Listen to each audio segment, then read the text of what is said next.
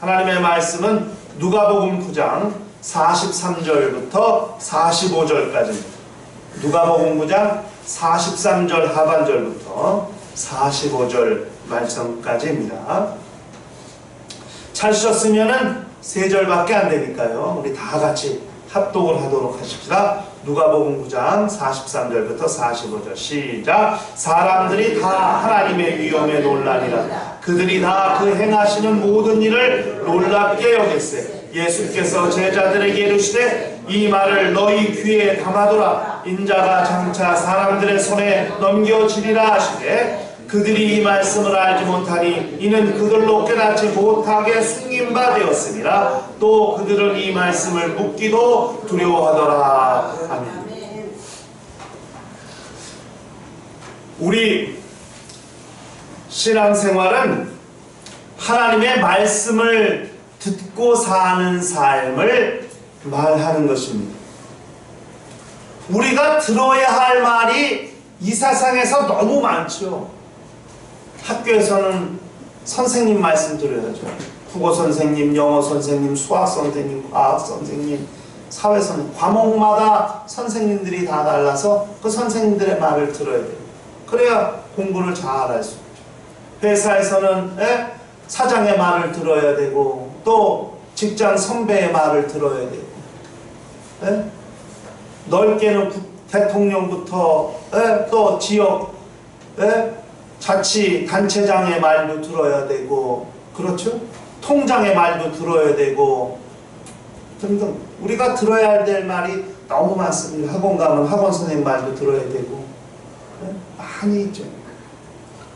우리가 들어야 될 말이 많이 있습니다만은 중요한 것 우리의 삶의 방향을 결정하는 가장 큰 영향을 미치고 절대 영향을 미치는 말 그것은 오직 하나님의 말씀이어야 한다는 것입니다.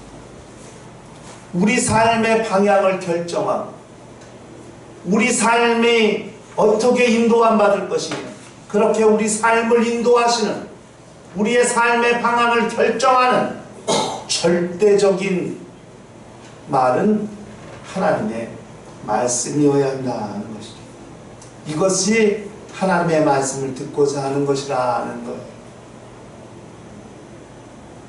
들어야 될 말이 많이 있지만 그 말이 우리의 삶을 결정하고 우리 삶의 방향을 결정하는 우리가 어떻게 살지에 도움을 줄 수 있고 유익을 줄 수는 있지만 그러나 우리 삶의 방향을 결정하는 절대적인 영향력은 하나님의 말씀에 있다 하는 것을 우리가 기억할 필요가 있습니다. 그렇기 때문에 그렇게 좋은 대학 나오고 그렇게 공부를 많이 했어도 그거 다 내려놓고 선교사로 저 오지로 가는 사람들이에요. 왜? 자기 삶의 방향을 하나님의 말씀이 결정했기 때문에 자기가 배웠던 지식 다 내려놓고 의사, 변호사, 판사 다 내려놓고 주의 종이 되기도 하고 선교사의 길을 가기도 하고 그렇게 내 삶을 결정하는 데 있어서 가장 큰 영향력을 끼치는 것이 뭔가 하나님의 말씀이어야 한다. 그것이 하나님의 말씀을 듣고 사는 것이다. 이렇게 우리가 봐야 한다 하는 것이죠. 갈림길 좌측으로 가야 될지 우측으로 가야 될지 잘 알지 못할 또 죄라고 하는 막다른 그런 유혹 앞에서 죄의 그런 유혹 앞에서 우리는 과연 어떤 판단을 내리고 어떤 결정을 내리냐입니다. 하나님의 말씀이 인도하시는 대로 하나님의 말씀이 요청하시는 대로 결정하고 과감히 이리로 가면 죄의 숲으로 들어가고 죄의 길로 들어가야 된다면 과감히 가지 말라 하시는 하나님의 말씀 그분의 요청하시는 말씀대로 단호히 끊고 그 길을 포기할 줄 알아야죠. 아무리 그 길로 들어가면 그곳에 금은보화가 있고 세생의 명예가 있다 할지라도 죄를 선택하지 말라는 하나님의 말씀이 내 심령을 움직이고 내 심령에 요동치고 있다면 과감히 포기하고 버릴 줄 알아야죠. 그렇지 않겠어요? 그것이 하나님의 말씀을 듣고 사는 겁니다. 타협하지 않습니다. 하나님의 말씀 앞에서 사람의 말, 세상이 아무리 좋은 유혹된 말이 온다 할지라도 그것과 타협하지 않는 것입니다. 그래야만 우리는 하나님의 말씀에 의해 내 삶을 결정하는 사람이 될 수 있습니다. 여러분, 선악과를 먹지 말라 하시는 하나님의 말씀을 듣고 그 말씀을 순종하지 못했어요. 아담과 하와는 선악과를 먹었어요. 어떻게 됐죠? 눈이 밝아져 갖고 자기들이 벌거벗은 줄 알고 나뭇잎으로 중요한 부분을 다 가리고 나무 뒤에 숨어 있었어요. 아담아, 아담아, 내가 어디 있느냐? 그런 아담아, 아담아, 내가 어디 있느냐? 이게 뭔 말이에요? 너 지금 어디 서 있냐는 거 아니겠어요? 내가 있어야 될 곳에 있어야 되는데 지금 내가 있어야 될 곳 있지 않냐고. 너 어디 있냐? 어디 서 있냐? 하나님께 물으시는 거죠. 예, 제가 벗은 줄 알고 창피해서 나무 뒤에 숨었습니다. 누가 너 보고 벗었다고 얘기해줬냐? 내가 먹지 말라고 한 나무 열매는 먹었습니다.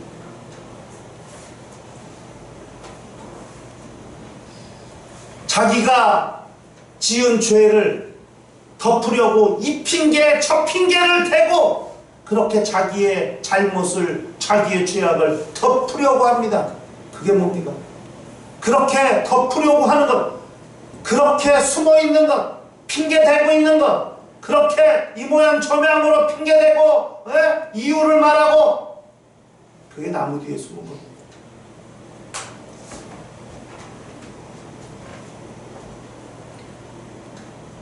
하나님의 말씀을 왜 불순종했는지, 이래서 불순종하고 저래서 여러 가지 이유가 있고 핑계가 있습니다. 그게 나무 뒤에 숨은 겁니다. 혹시 우리도 영적 생활은 그렇게 나무 뒤에 숨는 적은 없습니까? 하나님의 말씀대로 살지 못한 것을 핑계대기 위해서 그 핑계가 나무 뒤에요. 나 이래서 말씀 순종하지 못했고 이래서 순종하지 못했고 그렇게 나무 뒤에 숨는 어리석은 일은 하지 말아야. 차라리 내가 잘못했습니다. 내가 하나님 말씀대로 살지 못했습니다. 제가 불순종했습니다.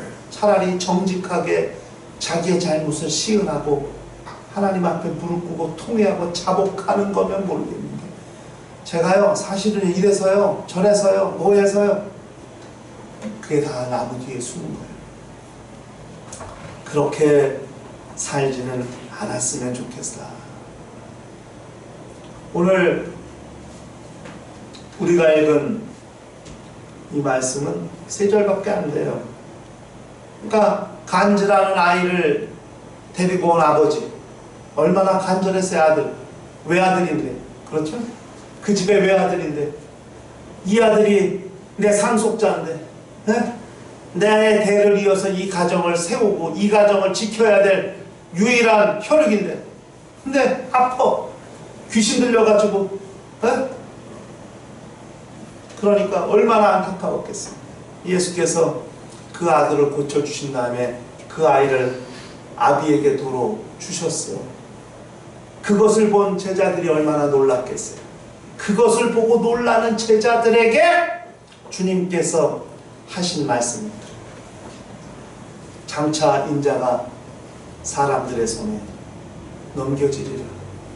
이 말을 너희 귀에 담아두라. 이 말을 너희 귀에 담아두라.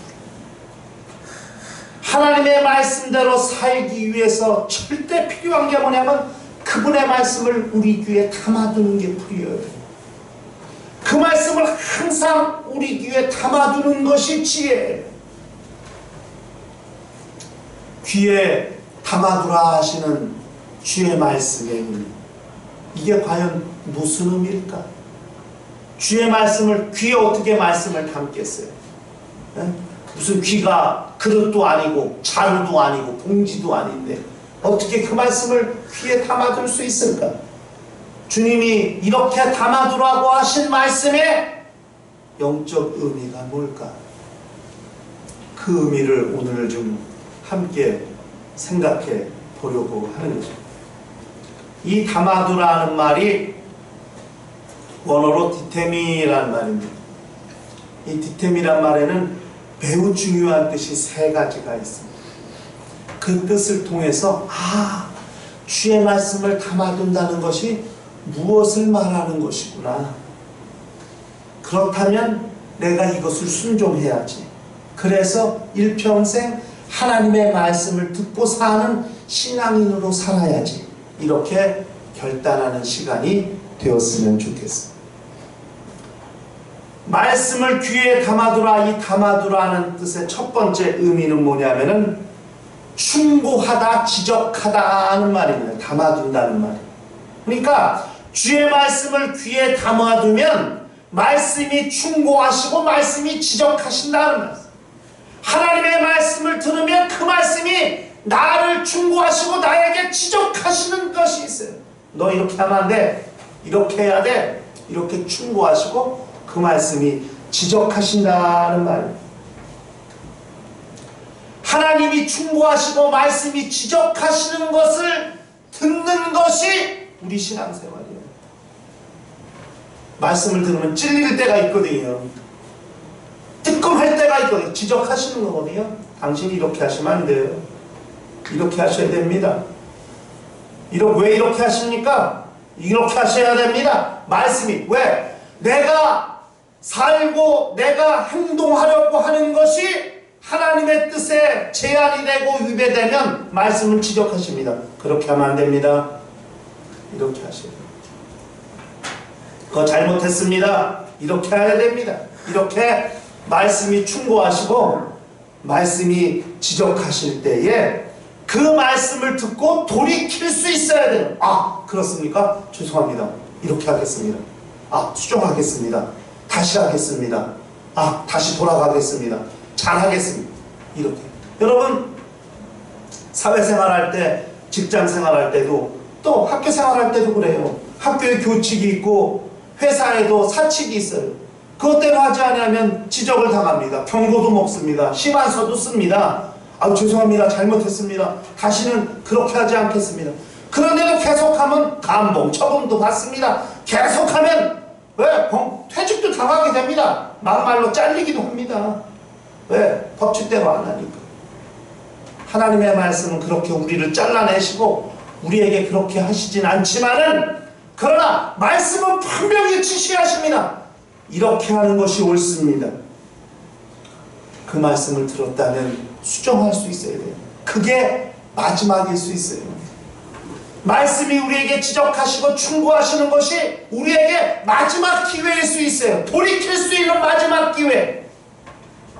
근데 그 기회를 잃어버리면 다시는 돌이킬 수 없게 되는 경우도 생길 수 있다는 것을 기억할 줄 알아야 됩니다. 하나님이 경고하실 때, 하나님이 어떻게 말씀으로 깨닫게 하실 때, 말씀으로 경고하실 때, 지적하실 때, 충고하실 때, 여러분, 충고를 듣는 사람이 지혜로운 사람이에요. 여러분, 우리 주변에 내가 잘못해, 당신 이렇게 하면 안 돼, 이렇게 조언하고 충고하는 사람들이 있어요. 내가 잘 될 수 있습니다. 아첨하고 아부하는 사람만 있으면 결코 내가 잘 되지 못합니다. 충신은 누구냐? 임금 옆에 충신은 임금이 잘못할 때 잘못을 곧 지적할 줄 아는 게 충신이에요. 간신은 임금이 잘못해도 전하 잘하셨습니다. 뭘 잘해? 잘하긴 잘못됐는데. 왜? 자기 자리 보존하려고 그저 사탕 발림, 그저 좋은 말, 그저 자기를 높일 수 있는 말, 임금에게 관심을 끌 수 있는 말만 하는 거예요.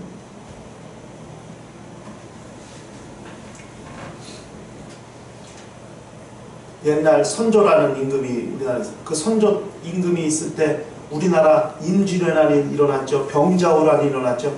정말 조선시대 역사상 참담했던 전쟁이 2번이나 있었습니다. 말을 안 들어.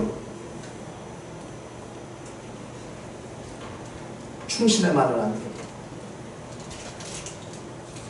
근데 충신을 가까이 둬야 돼요. 쓴소리하는 사람을 자기 곁에 둘 줄 알아야 돼요. 이게 지혜로운 군주예요. 주변에 보통 우리는 그게 싫죠. 쓴소리하는 사람이 뭘 좋겠어요. 그러나 그 사람이 나를 살리는 사람이고 나를 세워주는 사람이에요. 하나님의 말씀은 내게 쓴소리를 하십니다. 나에게 뜨끔뜨끔하게 찔리는 소리를 많이 하세요. 하나님은 그것이 나를 살리는 거예요. 여러분 보세요. 저야 뭐 모태신앙이니까 그런 경험이 물론 있죠. 그러나 세상에 살다가 예수 믿고 교회 안에 들어오신 분들 어느 날 순간 자유롭게 살았는데 예수 믿고 난 다음에 뭔가 마음에 걸리는 일이 있어요. 그렇죠? 우리 하려면 나 예수 믿는데 이거 하면 안 되지 않나? 왜 그런 마음이 생겼겠어요? 예수 믿기 전에 전혀 꺼리낌이 없었어. 그렇죠? 그런데 예수 믿고 나니까 왠지 걸려. 이거 술 먹으면 안 될 것 같고 담배 피우면 안 될 것 같고 그렇죠? 세상에 뭐 하면 안 될 것 같고 이런 걸리는 게 있잖아요. 왜 그런 게 걸려요? 누가 뭐라 그랬나요? 근데 자기 양심에서 소리가 들리는 거거든. 네? 자기 양심에 하나님께서 양심을 통해서 그 사람에게 하지 마시오. 그건 안 됩니다. 하나님이 주시는 마음이 그래서 그걸 안 하는 것, 그걸 절제하는 것, 그걸 멀리하는 게 지혜. 그것이 하나님의 말씀을 듣고 사는 삶이에요. 매우 중요한 것이에요. 그러니까 귀에 담아두라. 말씀이 충고하고 지적질할 때, 내용을 향하여 지적하실 때 그 말씀을 듣고 돌이킬 줄 알아요. 그것이 말씀을 듣고 사는 삶이에요. 두 번째는 귀에 담아두라는 말이 담아두다는 말이 정박하다예요. 두다, 정박하다.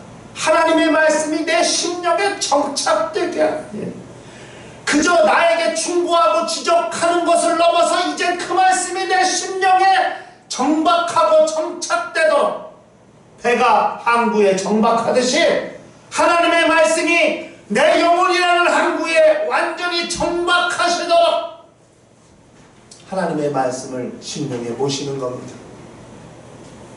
듣는 것을 넘어서 그 말씀이 나를 충고하시고 지적하시는 걸 넘어서 이제는 그 말씀이 내 심령에 정박하고 정착하고 내 심령에 모시는 것. 그게 말씀을 귀에 담아두는 거예요.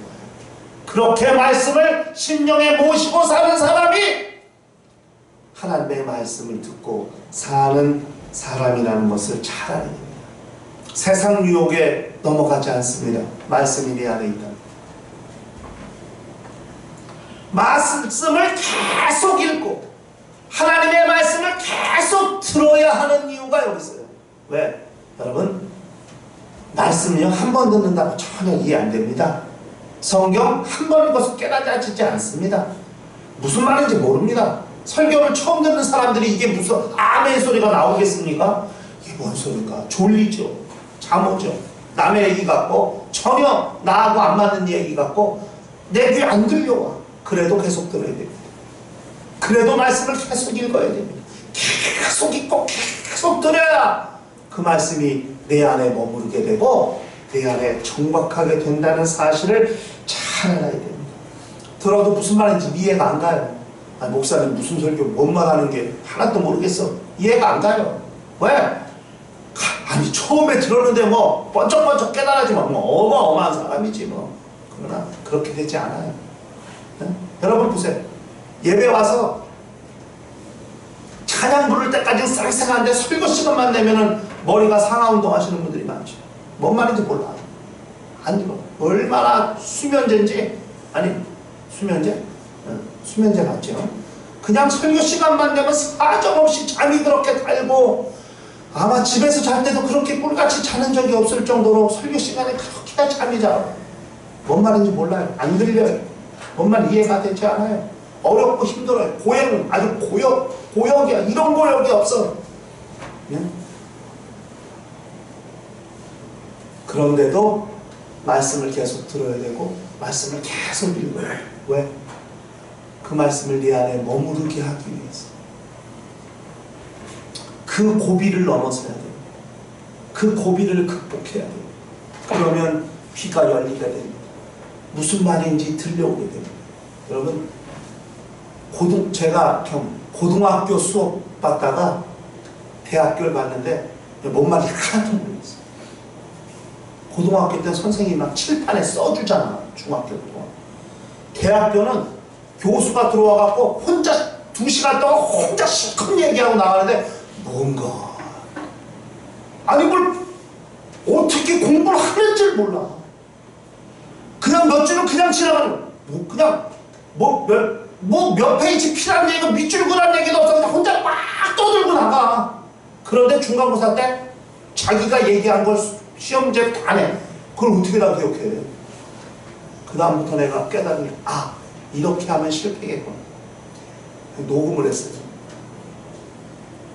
그리고 무슨 말인지 뭘 타이핑을 하기 시작했어요. 계속 그냥 고개도 안 마주치는 거야. 그냥 소리도 계속 치는 거야.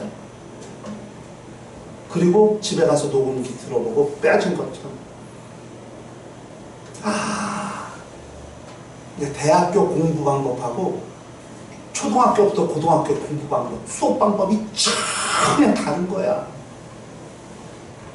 초중고 선생님들은 너무 착해. 모르면 자면 깨워주고 막 칠판에 써서 설명도 해주고 공식 딱 풀어주고.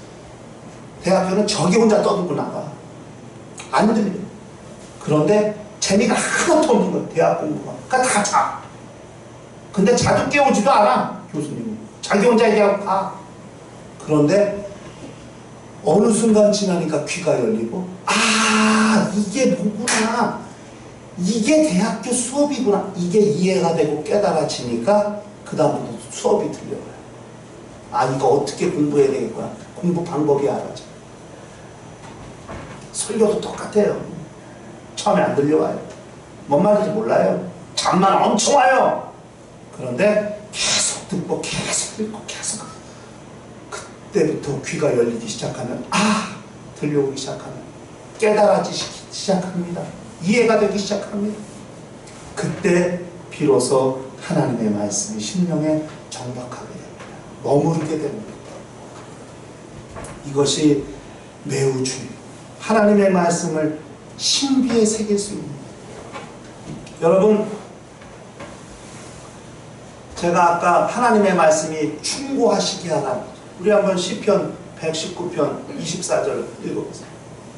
시편 119편 24절. 주의 증거들은 나의 즐거움이요 나의 충고자이시. 주의 증거, 주의 말씀은 나에게 충고자가 되신다. 그리고 그 말씀이 내 안에 머무르고 정박하게 하는 것 매우 중요합니다. 그렇기 때문에 계속 말씀을 듣는 거예요. 왜? 내 마음에 정박될 때까지. 그렇지 않으면 믿음이 생기지 않거든. 믿음은 오직 하나님의 말씀을 들음으로써 믿음이 생기는 거예요. 로마서 10장 네? 로마서 10장 어디 갔어? 로마서 10장 17절에 그러므로 믿음은 들음에서 나며 들음은 그리스도의 말씀으로 말미암아. 믿음은 들음에서 나고 들음은 그리스도의 말씀. 계속 하나님의 말씀을 듣고 들으면 믿음이 생기게 된다는 사실을 우리가 기억할 필요가 있는 거죠. 매우 중요합니다. 그래서 하나님의 말씀이 내 신비에 새겨지고 내 신비에 정착될 수 있도록. 고린도후서 3장 3절에 그랬잖아요. 네? 우리는 그리스도의 편지라. 이는 먹으로 쓴 것이 아니요 오직 살아계신 하나님의 영으로 쓴 것이며 돌판에 쓴 것이 아니요 오직 육의 마음판에 쓴 것이라. 하나님의 말씀은 우리 마음판 신비에 쓴 거예요. 그렇게 우리 마음판에 정착이 되고 정박될 수 있도록 하나님의 말씀을 귀에 담아두는 것. 그럴 때 우리는 하나님의 말씀대로 살 수 있다는 사실을 기억할 필요가 있는 거예요. 그 다음에 이 귀에 담아두라. 말은 마지막 세 번째, 고정하다, 수립하다는 것이다. 아무리 하나님의 말씀이 지적이 되고 또 그 말씀이 내 안에 정박됐다 할지라도 그 말씀이 사라지고 없어진다면 아무 소용이 없거든요. 하나님의 말씀이 내 심령에 정착이 돼서 그 말씀이 내 인격이 되고 내 체질이 되어야만 우리는 그리스도인으로 살게 되는 거예요. 원래 그런 사람이었던 것처럼 그렇게 우리의 성품이 변화되고 우리의 체질이, 우리의 인격이, 우리의 인품이 바뀌게 되는 거죠. 그걸 성화된다 이렇게 말하는 거예요. 하나님의 말씀을 귀에 내 심령에 충고하시는 말씀으로 듣고 그 말씀을 우리 신비에 새겨서 그 말씀이 우리 안에 정착된다 할지라도 더 깊이 들어가 그 말씀이 내 인격이 되고 내 체질이 되지 아니하면 내 삶이 바뀌거나 변화되지 않습니다. 원래 그 사람, 원래 성격이 급한 사람이에요. 이 사람 원래 조급한 사람이에요. 성질이 급해, 다혈질이에요. 그런데 하나님의 말씀을 듣고 들어서 그 말씀을 신비에 저장하고 마침내 그것이 인격이 되고 체질이 되니까 다혈질이 변화되고 성질이 급한 것이 여유로워지고 이렇게 삶이, 성품이 바뀌게 된다. 그것이 말씀이 정말 심령에 고정되고 정말 그 말씀으로 영적 생활이 자기 영혼이 새로이 건설이 되고 수립된 사람이라고 볼 수 있는 것 같아요. 그것이 정말 성화된 사람의 모습입니다. 성질이 급하고 다혈질이니까 말도 엄청 빨리 나가잖아요. 격하게 나가고 막 다다다다다다 쏘아붙이고 막 그냥 막 마음이 그렇게 악한 건 아닌데 성질이 급하다 보니까 많이 막 나가고. 저도 그래요. 저도 다혈질이에요. 네.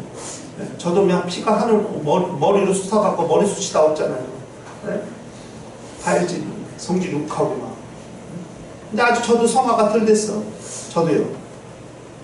그런데 그렇게 성화된 삶을 살다 보면 하나님의 말씀이 정말 온전히 자기 영혼의 체질이 되면 언제 그러느냐는 것이 혈기가 죽고 다혈질이 아닌 것이 되고 그렇게 말도 따다다다 쏴붙이지 않게 되고 또박또박 천천히 그렇게 이야기하게 되고 이렇게 바뀌게 되었어요.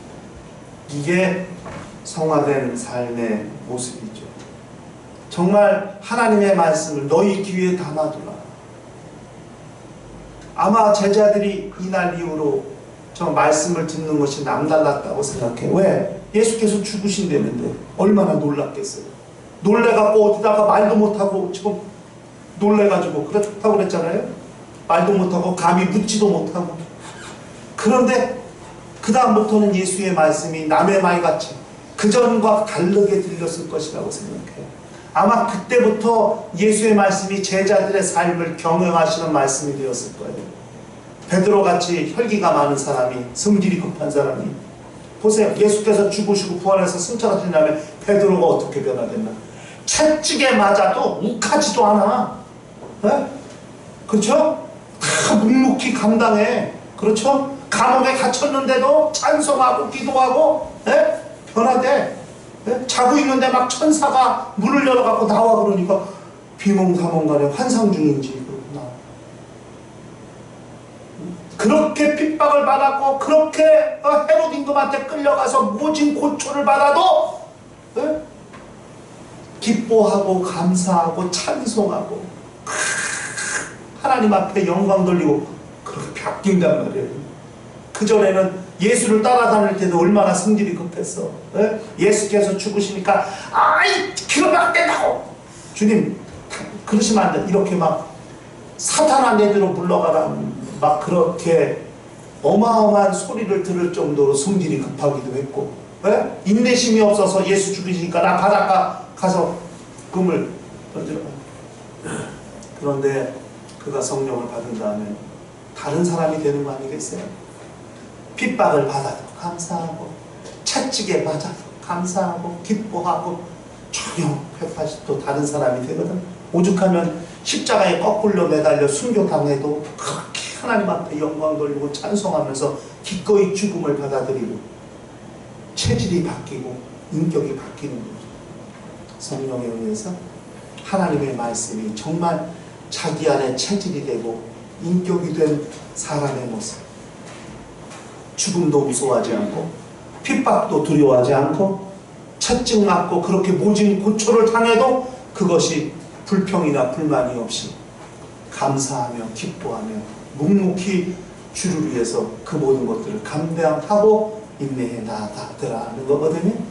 정말 성화된 사람들의 모습은 이 사람이 원래 그런 사람이었던 것처럼, 원래 성격이 그랬던 사람이었던 것처럼, 원래 태어날 때부터 저런 사람이었던 것 같이 그렇게 변화된 모습, 이게 성화된 겁니다.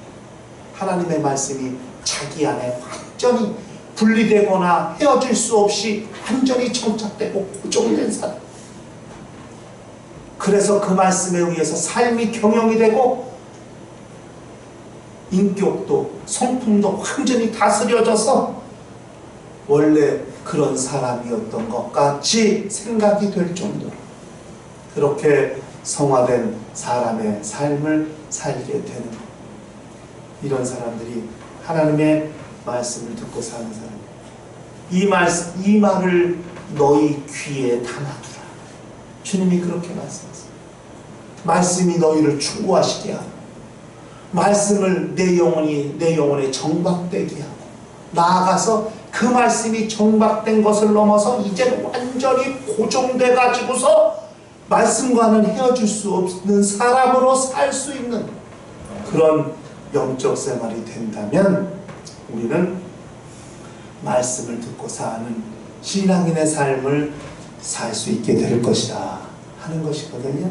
일평생 정말 그렇게 성화된 온전한 신앙인으로 사는 날까지 끊임없이 하나님의 말씀을 경청하고 그 말씀을 묵상하고 그 말씀을 되새겨서 우리 신비에 완전히 새겨지고 마침내 그 말씀에 의해서 내 삶이 컨트롤될 수 있도록 그런 온전한 신앙인, 온전한 교회가 될 수 있기를 주님의 이름으로 축원합니다.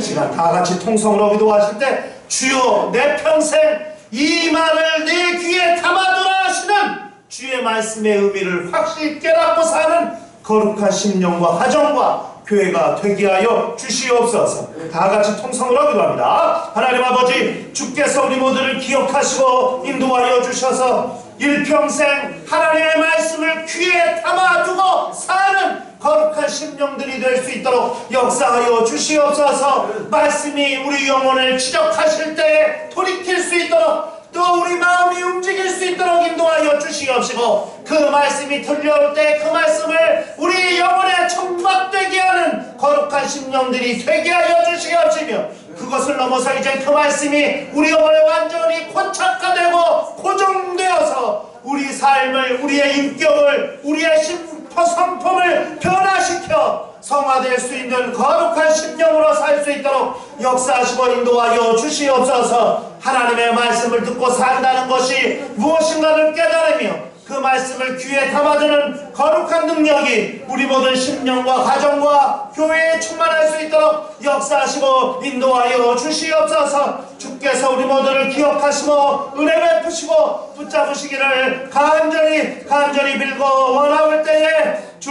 예수 이름 받들어 기도하나이다. 아멘. 하나님 아버지, 우리 모든 심령들을 기억하여 주셔서 주께서 제자들에게 하신 말씀, 이 말을 너희 귀에 담아두라 하시는 그 말씀의 영적 의미를 깊이 묵상하고 깨닫는 자들이 되게 하여 주시옵소서. 말씀이 지적하실 때 돌이키게 하시고 말씀이 들려올 때 심령에 담게 하여 주시옵시며 마침내 그 말씀이 우리 영혼과 밀착되게 고정되어 우리의 삶을 경영하고 우리의 성품을 다스리게 하고 우리의 생각을 다스리게 하셔서 성화된 온전한 신앙인으로 살게 하는 거룩한 역사가 있게 하여 주시옵소서. 일평생 하나님의 말씀을 듣고 사는 성화된 신앙인으로 우리의 영적 생활을 감당할 수 있도록 우리 모든 심령과 가정과 교회를 붙잡으시고 인도하여 주시옵소서. 주 예수 이름 받들어 기도하옵나이다. 이제는 우리 주 예수 그리스도의 은혜와 하나님 아버지의 극진하신 사랑과 보혜사 성령님의 교통하시고 역사하시고 인도하심이 일평생